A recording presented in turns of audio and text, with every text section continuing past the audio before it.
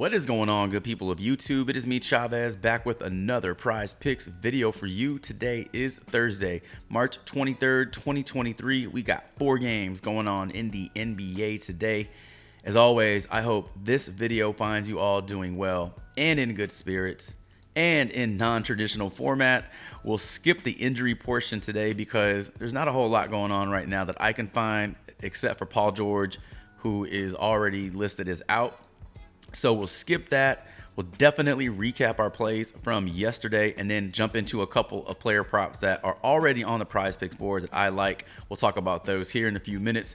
So if that sounds good to you and you like the way that feels, go ahead and stick around, drop a like, sub, and click that notification icon to be notified of all upcoming content and videos from me and my channel. And without further delay, let's jump into those plays from yesterday. Let's start with our 2 picks from the first video yesterday. Swept it 2-0. Michael Porter Jr. and Devin Booker both hit their props. Michael Porter Jr. posts over 30 fantasy points, and we only needed 27 from him. And Devin Booker finishes the night versus the Lakers in a losing effort, but puts up 33 points. We needed 32, so nice night for both of those gentlemen. We appreciate the effort, and that resulted in a 2-0 day. Now let's quickly recap that 6-pick flex. First time posting a 6-pick flex on this channel, and didn't turn out as well as the two picks that we went over in our first video. Steph Curry, Walker Kessler, and Brook Lopez fantasy points, they finished well under that, all for different reasons. And then we did take the over on Ochai Agbaji's full game points at 12.5. Both he and Walker Kessler fell victim to the ball hogging style of Lauri Markkanen, who I think he took over 30 shots in that game. And there was only one other player on that team with over 10 in double-digit shot attempts, and it was Chris Dunn.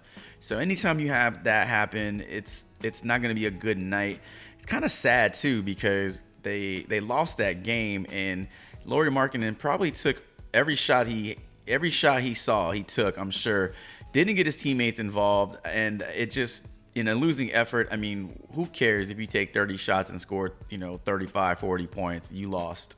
Teammates weren't involved. It was just a bad game to pick anybody on that team except for Lauri Markkanen. And Steph Curry started off really slow, looked to get his teammates involved, and started scoring a little bit in the second half, but just wasn't enough to get him over the top. I was really hoping for some overtime in that game, because I felt had that game gone to overtime, we would have seen Curry hit that fantasy prop. We didn't get it done in that 6-pick flex. Let me tell you a little something about a 6-pick flex. If you don't already know this, they're way riskier than your 2-pick powers. I always encourage you to play less on a 5 or 6-pick flex and more on your 2-pick powers, because the earnings you gain from a 2-pick power play can definitely compensate for the losses you have in your 5 and 6-pick flex. So for example, if you were to play $20 on a 2-pick power, you put $20 on Booker and MPJ to go over, and you win that, you win $60. And you also, if you were to also put a $10 on a 6-pick flex and it didn't hit, much like yesterday, then you're out $10. But overall on the night, you're up $50. And that's how you can compensate for a bad 6-pick flex, or when a larger slip doesn't fall through. Protect yourself with a higher floor type of play, your high floor 2-pick power. So just a little tip from me to you. Today we move on, and let's jump right on into those 2 plays that I like that are already on the Prize Picks board.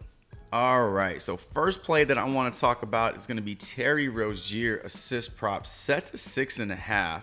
This game, I feel like every game the Charlotte Hornets play is at risk for a blowout, because they're just such a bad team. But let's head on over to props.cash and dig into why I like this play.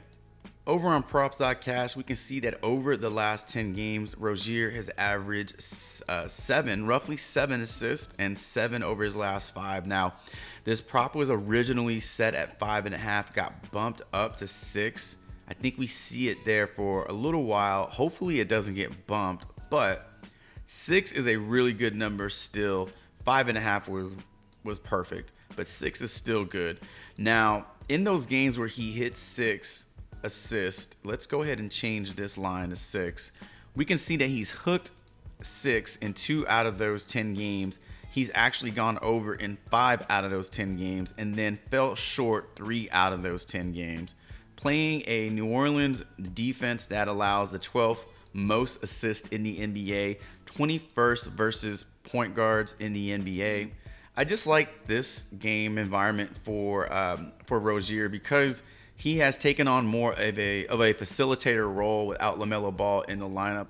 The downside to taking an assist prop is it can always go under because you're dependent on your teammates actually hitting shots. However, if he's feeding his teammates and they're hitting open looks or hitting looks, then he's gonna hit this assist prop. I have very high confidence in that. So point guards versus New Orleans, we can take a look and see what some of these lines look like. We had Trey Jones dish out 8 assists. We had Kevin Porter Jr. and Jalen Green both dish out 6 in the same game. So a lot of these assist props are set a little lower than Terry Rozier's, like 1.5 for Shaedon Sharpe, 2.5 for Ryan Arcidiacono. Lucas, finished with 8, 5 for Tim Hardaway. And then looking at what he's done versus New Orleans. Now, this game was played way back in October, so 4 months ago. Kind of hard to look at this as a real sample size, but positive history here versus this team. So all that bodes well, and that's why I like the more on Terry Rozier's 6 assists. And for our second play on the day, we're going to go with a point prop. And I want to talk about Kawhi Leonard's extremely high point prop of 29.5.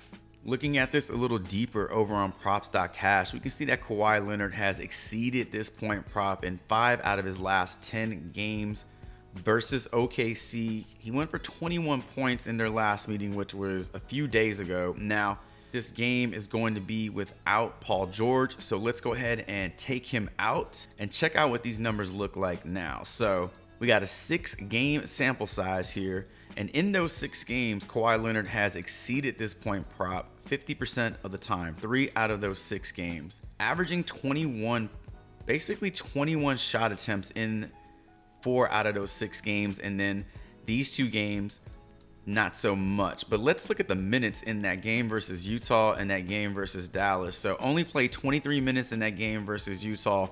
The Dallas game looks to be just a bad day. He only took 12 shot attempts, which we will not see happen tonight without Paul George on the floor. Kawhi Leonard is seeing a big increase in his shot attempts from his normal volume, which is around 18. If we go ahead and unfilter that, we can see that he's averaging 18 a game. That bumps up to over 20. We could see him take closer to 25 shots today. And I think this is just a good spot for Kawhi Leonard. Playing at home, his home road splits, we can see 5 of 10, and then away 4 of 10. So pretty consistent.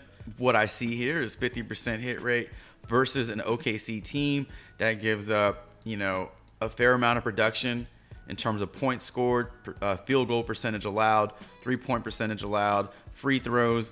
You know how Kawhi is so good at drawing contact and getting to the free throw line. Those are easy buckets for Kawhi Leonard. So all these things factor into me liking the over on this point prop. It is a big point prop, though, much like Devin Booker's points yesterday. But this is a favorable matchup again for Kawhi Leonard, who's going to be without Paul George.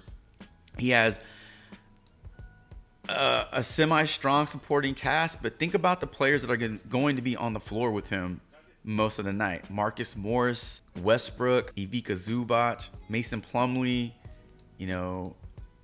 Outside of Terrence Mann, really nobody on that team can create their own shot. And so when you're surrounded by players who are reliant on other people setting them up or are just like 3-and-D type of guys, that just puts more of the scoring, on the shoulders of Kawhi Leonard. So I like this for Kawhi Leonard tonight. The over on his points, and I like the over on Terry Rozier's 6 assists versus the New Orleans Pelicans. And ladies and gentlemen, that is going to do it for today's early look video. I will be back in the afternoon with our late final look video where I will be answering your questions. So be sure to drop your questions in the comment section of this video. If you want to ensure that your question does get answered, you want to guarantee that it gets answered, then go ahead and click that super thanks button. Truly appreciate that. Helps a lot in supporting this channel grow. And definitely will do my best to get to your questions or your comments in the final look video, which should be posted around 3 p.m. That's Central Time, Austin, Texas time. So if you're in the area, 3 p.m. If you're East Coast, it'll be 4 p.m. If you're West Coast, it'll be 1 p.m. I think. Yeah. So thank you so much for stopping by the channel, checking this video out. Drop a comment below, letting me know who you have your eyes on this Prizepicks board. Also, let me know what you think about these two early looks into the slate, Kawhi and Rozier. Do you like it? Love it? Hate it? Do you want to leave it alone? Either way, let me know in the comments below. And as always, thank you so much for the continued support, the likes, the subs, the comments. Truly helps this channel get a bit bigger every single day. And until this afternoon's final look video, Chavez is